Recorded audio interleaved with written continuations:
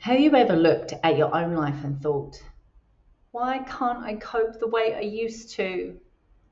The simplest things feel hard.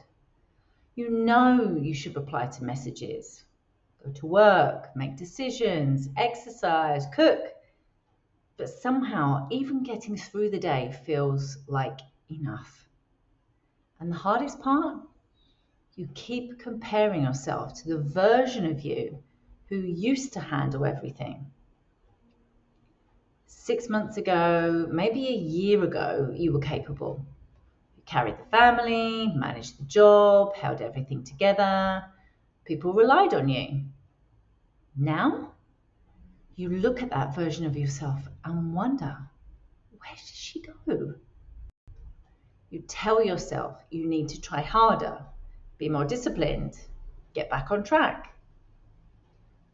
But what if the problem isn't that you've become weaker? What if you're measuring yourself against someone who belonged to a life that no longer exists? Because sometimes life reaches a point where the way you've been living simply can't continue. Not because you failed, because you've changed, or your circumstances have, or the things you've been carrying for years have finally become too heavy to keep pretending they're manageable. It can feel like your identity is dissolving. You don't know who you are anymore. The future feels impossible to picture. Every decision feels enormous. Even choosing what to eat or answering an email can feel strangely overwhelming. People around you often don't understand. They'll tell you to stay positive, keep busy, focus on the future. They mean well, but it can leave you feeling even more alone because you're not looking for motivation. You're trying to understand what's happening to you. This isn't just feeling sad.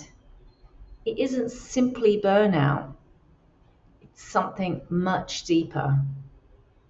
It's the experience of living through the collapse of an identity. The version of you that knew who she was. The version that knew how life worked. The version that held everything together. She's no longer able to keep carrying the life she was built for. And that feels frightening. Because when you don't know what's ending, you also can't see what's coming next. In the threshold framework that I created, I call this phase the descent. It's the stage that follows a moment of knowing something in your life can no longer continue as it was. The old structures begin to fall away, not because you've done something wrong, but because they can no longer support the person you're becoming. This is one of the hardest phases of any threshold because it can look from the outside as if nothing is happening. But beneath the surface, your entire world is reorganizing itself. If you're here, if you've been wondering why everything suddenly feels so much harder, why you don't recognize yourself, why you can't seem to become the person you were before, I want you to know this. You are not failing at life. You are not broken, and you are not alone. You may simply be in the descent.